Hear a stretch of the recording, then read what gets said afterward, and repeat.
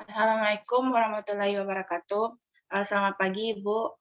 Baiklah, kami akan mempresentasikan tentang materi pada minggu hari ini, mata kuliah manajemen pemasaran tentang Plus strategi. Kami dari kelompok 4 yang beranggotakan Julieta Azahra, Fani Febrianti, Suci Syakila Rami Mayer, Reza Elvania, Nadia Putri Ramadanti, Suci Indasari, dan Heru Kurnia Azra. Untuk presentasi pertama akan disampaikan oleh Julieta Azahra. Kepada Julieta Azahra dipersilakan. Baiklah, terima kasih Fani Febrianti. Pertama saya akan menjelaskan apa itu plus strategi. Plus atau tempat merupakan salah satu unsur P dari marketing mix atau bauran pemasaran 4P yang meliputi price atau harga, produk, promotion atau promosi, dan place atau tempat distribusinya. Nah, tempat atau lokasi merupakan salah satu faktor penentu bisnis yang sangat penting. Oleh karena itu, pilihlah lokasi yang tepat. Maksudnya, pilih lokasi yang strategis. Nah, lokasi yang strategis ini yaitu lokasi yang ramai dan sering dilewati oleh banyak orang, sehingga calon konsumen ataupun konsumen nantinya tertarik serta mudah untuk menemukan tempat kita berjualan. Namun, strategi saja tidak cukup, perlu adanya tempat yang pas atau tepat, karena tempat yang strategis jika tidak tepat atau pas itu tidak memiliki efek apapun. Nah, ilustrasinya saja seperti jika menjual jilbab atau peralatan muslim, maka jualah di daerah yang penduduknya mayoritas beragama muslim, seperti dekat masjid-masjid besar ataupun sebagainya.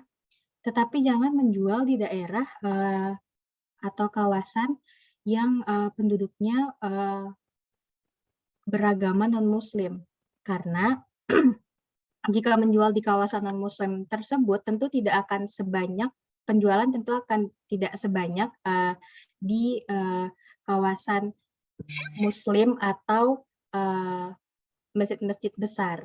Nah, untuk itu memilih tempat juga perlu diperhatikan dengan baik. Next.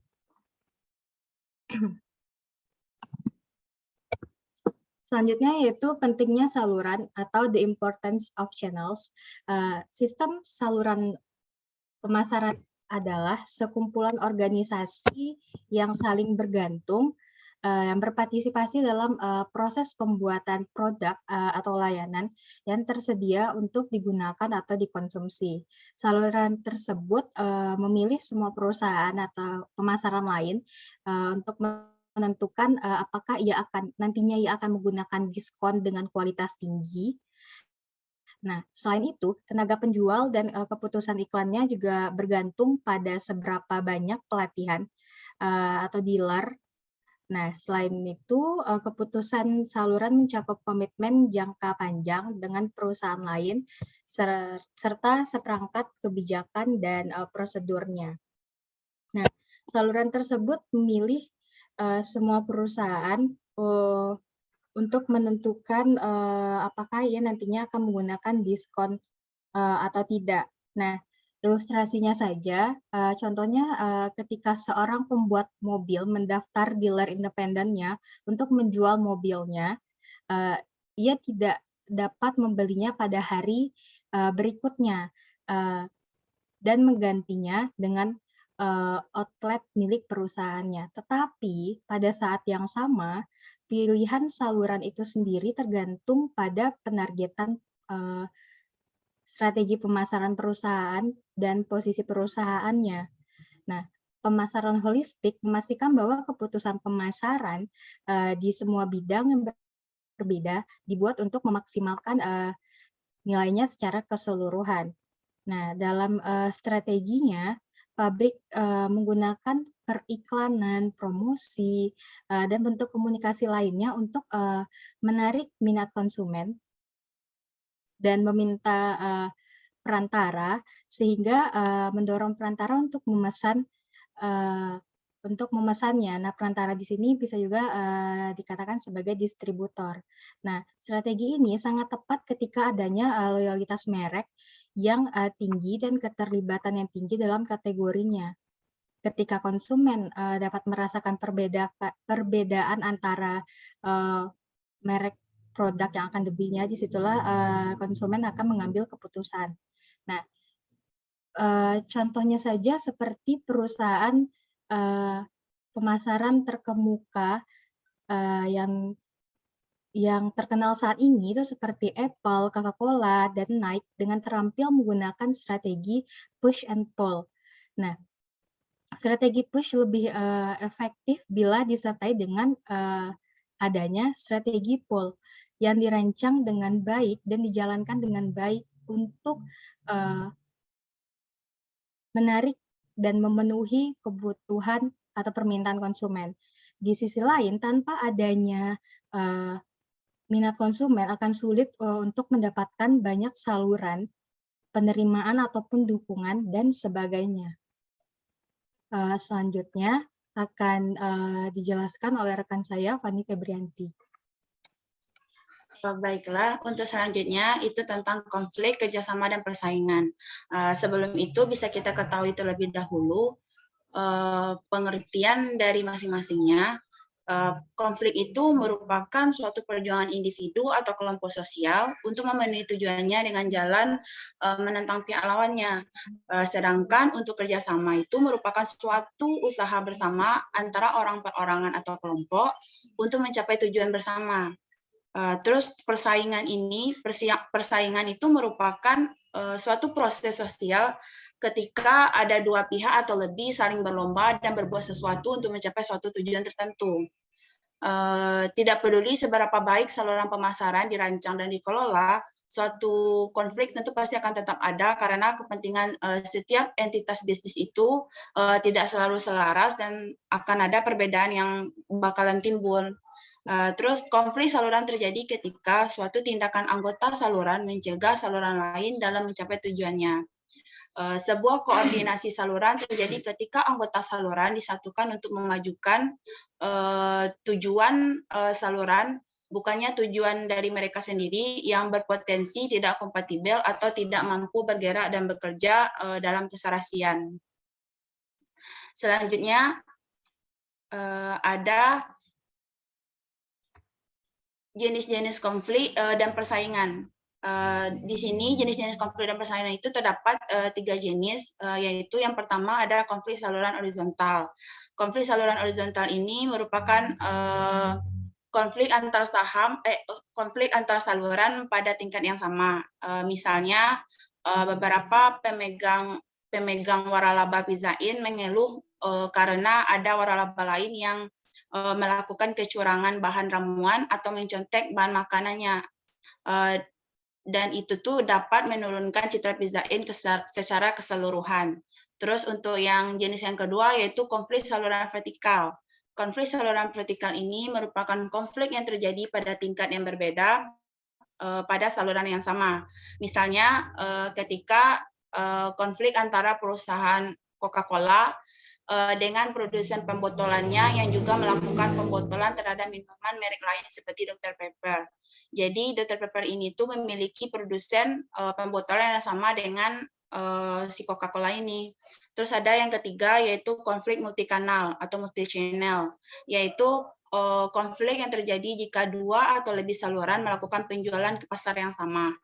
Kemungkinan besar terutama ketika harga baru lebih mudah, lebih rendah atau bekerja dengan margin yang lebih rendah. Dimisalkan ada contohnya ketika perusahaan Goodyear mulai menjual merek ban populernya melalui Walmart ataupun diskon tire. Hal itu membuat geram para dealer independennya karena dia menjual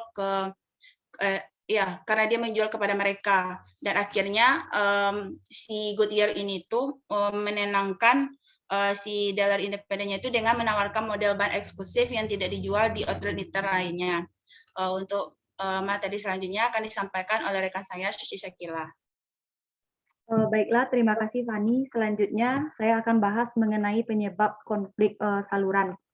Jadi mengenai topik ini, penyebab konflik saluran itu ada yang mudah diselesaikan dan ada konflik yang tidak bisa diselesaikan. Adapun penyebab dari konflik saluran yang pertama itu, yang pertama adalah ketidakcocokan tujuan, di mana pabrik atau produsen mungkin ingin mencapai penetrasi pasar yang cepat melalui kebijakan harga yang rendah. Tetapi penyalur atau dealer sebaliknya mungkin ia lebih suka bekerja dengan margin tinggi dan mengejar keuntungan jangka pendek. Nah, ini ada perbedaan ketidakcocokan tujuan antara pabrikan dengan dealer.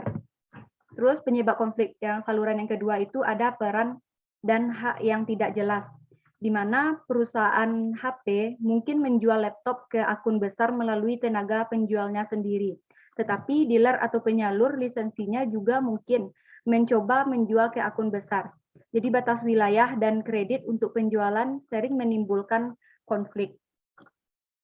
Terus yang ketiga itu ada perbedaan persepsi atau perbedaan pandangan, di mana pabrik atau produsen mungkin optimis tentang prospek ekonomi jangka pendek dan ingin dealer membawa inventaris atau barang yang lebih tinggi.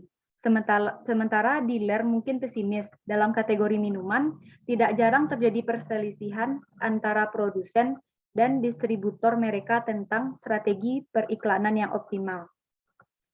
Selanjutnya ada ketergantungan perantara pada produsen, di mana nasib dari dealer eksklusif seperti dealer mobil sangat berpengaruh terhadap keputusan produsen kendaraan. Next.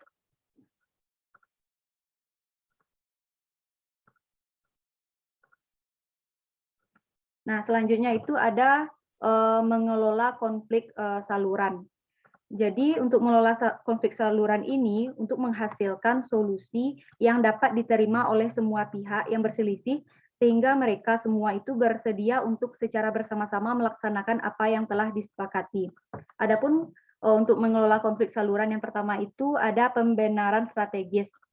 Di mana pembenaran strategis ini dengan meyakinkan bahwa mereka melayani segmen yang berbeda dan tidak bersaing sebanyak mereka pikir dan dapat mengurangi potensi konflik di antara anggota saluran. Terus yang kedua itu ada kompensasi ganda, di mana kompensasi ganda ini membayar saluran yang ada untuk penjualan yang dilakukan melalui saluran baru. Ketika perusahaan asuransi mulai menjual asuransi online, maka mereka itu setuju untuk membayar agen komisi 2% untuk layanan tatap muka kepada pelanggannya, meskipun itu lebih rendah dari 10 transaksi. Jadi itu memang mengurangi ketegangannya. Terus yang ketiga itu ada tujuan saluran super ordinat, di mana anggota dapat mencapai kesepakatan tentang tujuan fundamental atau superordinat yang mereka cari bersama. Apakah itu untuk bertahan hidup, pangsa pasar, kualitas tinggi, ataupun kepuasan pelanggan. Jadi tujuan saluran superordinat ini, para anggota saluran yang terlibat konflik itu menetapkan tujuannya bersama. Selanjutnya, next. Nah, selanjutnya itu ada pertukaran pegawai, di mana pertukaran pegawai ini seandainya pertukaran antara dua saluran yang kemungkinan setuju untuk sementara waktu di beberapa tempat tertentu seperti dealer mobil, kartu kredit, dan sebagainya. Pertukaran pegawai ini tujuannya itu adalah agar masing-masing pihak memahami sudut pandang dan situasi yang dihadapi oleh pihak lainnya. Terus selanjutnya itu ada keanggotaan gabungan. Pada keanggotaan gabungan ini pemasar dapat mendorong keanggotaan gabungan dalam asosiasi perdagangan. Asosiasi dapat mempertimbangkan masalah antara produsen makanan dan pengecer serta menyelesaikannya dengan tertib. Terus selanjutnya kooptasi. Kooptasi ini merupakan upaya oleh satu organisasi untuk mendapatkan dukungan dari para pemimpin organisasi lain dengan memasukkan mereka dalam dewan penasihat, dewan direksi, dan sejenisnya. Nah, sekian penjelasan dari saya. Selanjutnya akan disampaikan oleh Reza Elvania.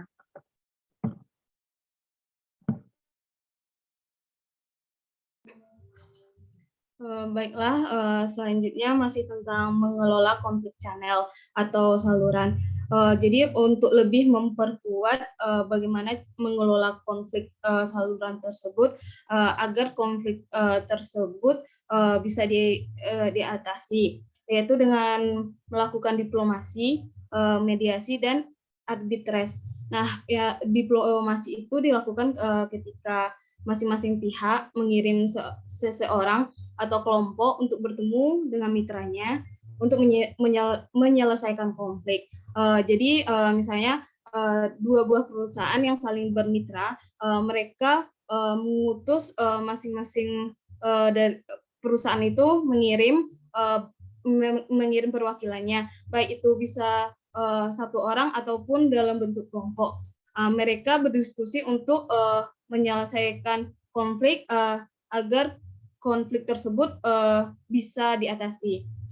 Selanjutnya dengan mediasi. Mediasi itu tuh melibatkan pihak yang netral dan terampil yang memadukan kepentingan kedua pihak. Jadi mediasi itu upaya penyelesaian konflik dengan melibatkan pihak ketiga yang netral, di mana yang tidak memiliki kewenangan mengambil keputusan dan membantu pihak-pihak yang bersengketa mencapai penyelesaian yang diterima oleh kedua belah pihak. Selanjutnya dengan arbitrase, yaitu dua pihak sepakat untuk mengajukan argumen mereka kepada satu atau lebih arbiter dan menerima keputusan mereka. Jadi itu mereka menggunakan pihak ketiga untuk dapat menyelesaikan konflik-konflik yang ada dengan mereka mengajukan argumen-argumen sehingga dari argumen tersebut mereka dapat menyelesaikan konfliknya. Next. Selanjutnya tentang managing, retailing, policing, and logistik. Yang pertama itu retailing atau penjualan enceran.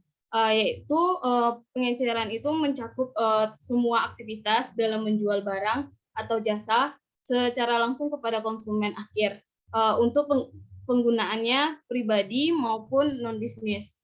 Nah, sebuah pengecer atau retail toko itu merupakan setiap perusahaan bisnis yang penjualannya itu terutama berasal dari retail.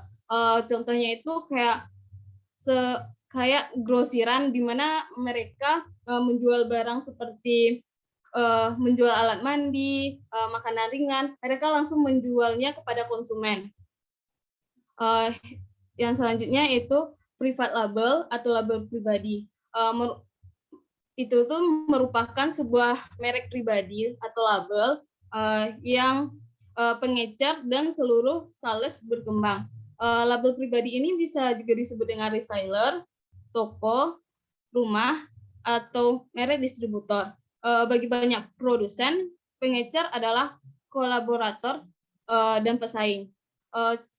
Contoh dalam suatu penelitian, ada 7 dari 10 pembeli percaya bahwa produk label pribadi yang mereka beli sama bagusnya atau tidak lebih baik dengan merek nasional mereka. Dan hampir setiap rumah tangga membeli merek label pribadi dari waktu ke waktu. Next. Private label itu ada 2. Yang pertama, role of private label atau peran label pribadi. Yaitu merupakan perantara, mungkin dapat menggunakan produsen dengan kapasitas berlebih yang akan menghasilkan barang-barang berlabel pribadi dengan biaya rendah. Nah, biaya rendah ini bisa seperti biaya penelitian dan pengembangannya, biaya periklanan, biaya promosi penjualan, dan bisa juga biaya untuk distribusi fisiknya. Sehingga dengan mempertimbangkan biaya-biaya tersebut, label pribadi ini dapat menghasilkan keuntungan yang lebih tinggi. Contohnya yaitu ketika membedakan label pribadi atau merek toko dari obat generik. Bisa dibedakan dengan melihat obat generik itu tidak bermerek, kemasannya sederhana, versi yang lebih murah dari produk umum seperti spaghetti, handuk, kertas, dan buah persik kalengan. Yang kedua, private label success factor atau faktor keberhasilan private label, di mana pengecer membangun kualitas yang lebih baik ke dalam merek toko mereka dan menekankan kemasan yang menarik dan inovatif. Mereka memberikan tampilan yang menonjol sehingga para konsumen mengetahui merek mereka atau label mereka, sehingga bisa membuat label tersebut diketahui oleh kelayak ramai, tidak hanya oleh konsumennya. Seperti misalnya tempat penyimpanan supermarket, ketika Kroger beralih menjual keju, daging dan sayur berkualitas lebih baik untuk pizza label pribadi kelas atas.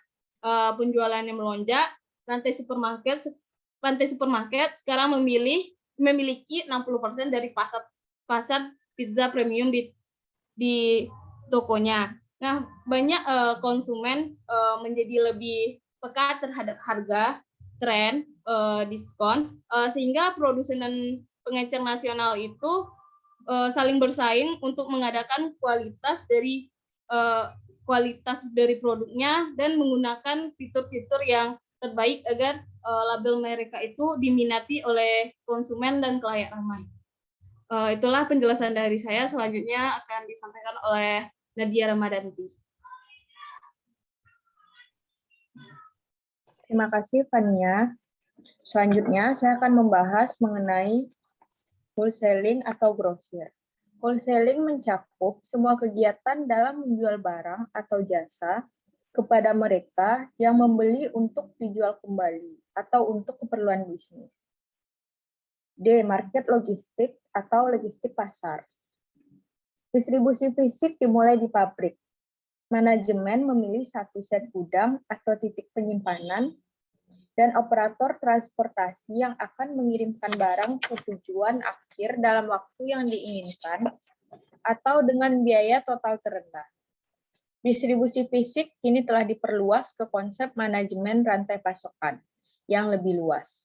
Manajemen rantai pasokan dimulai sebelum distribusi fisik dan termasuk pengadaan secara strategis input yang tepat, mengubahnya secara efisien menjadi produk jadi, dan penipisan pengiriman. Dari sudut pandang yang lebih luas, seorang pengusaha akan mendapatkan input.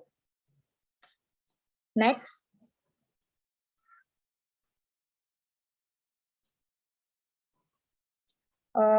Contoh kasus di sini yang diambil adalah PT Alfamart.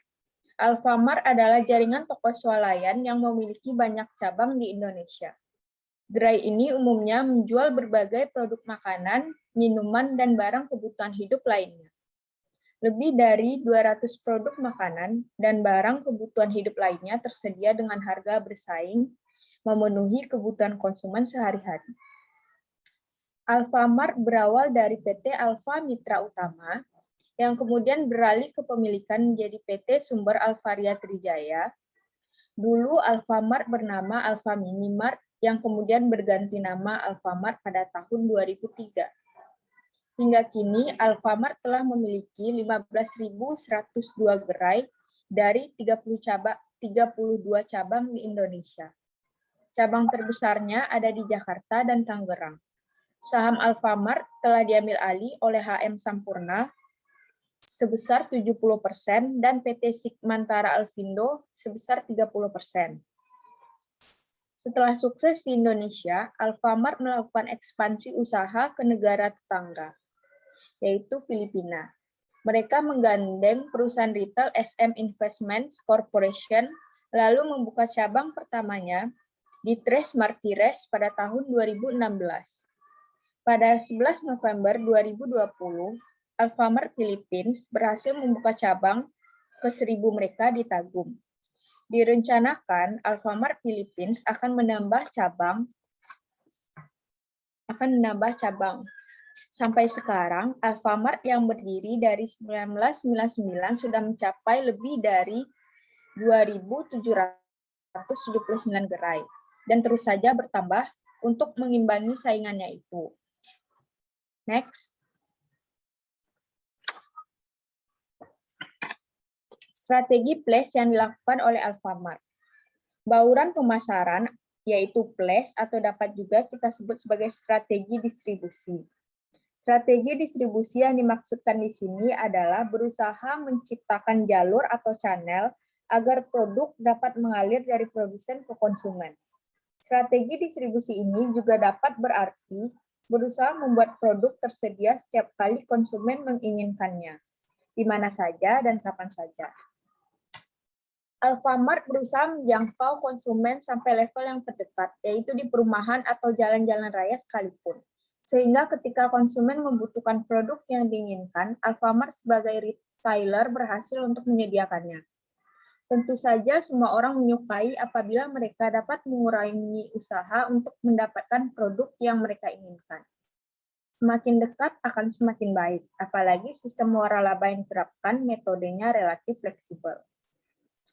Tetapi retailer ini tetap berusaha untuk menerapkan prinsip efisiensi, agar pembukaan gerai tidak menjadi nafsu persaingan semata.